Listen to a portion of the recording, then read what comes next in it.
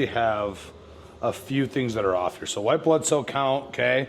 When this is elevated, he's having some sort of like immune system upregulation, right? Like there's an immune response going on. And this can be related to a lot of things. The question is that being driven by like a short-term inflammatory state? Like, is his white blood cell count just high because he's sick, right?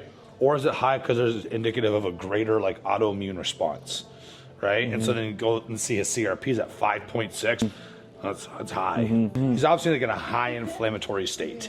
And so in this case, there's probably other things that are also going to correlate with like high levels of inflammation as well. Things like if you go down to his thyroid, the thyroid is telling me that it's probably longer term because this TSH going low with the fact that T3 is still pretty good and he's not on, if you have thyroid meds in play, you'll see TSH go down because you don't need you don't need to stimulate. Your body's not producing, Exactly. But in his case, if TSH is going down, this is indicative of like kind of Graves-ish type response, which is hyperthyroidism, which is an autoimmune condition where basically the body makes its own thyroid antibodies that go attached to like the TSH receptor and then mimic TSH to produce T3.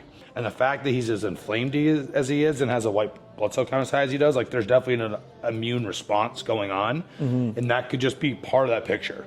So for him, there's luckily when we start to like try to solve these types of things, like that's my next question. So to kind of just as we deflame him, so to speak, a lot of these things should start regulating again. Yeah, this is going to be kind of a little nugget.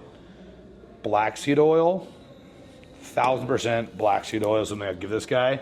Not only does it just work great on overall systemic inflammation and all kinds of other issues, but it specifically can help bring down thyroid antibodies.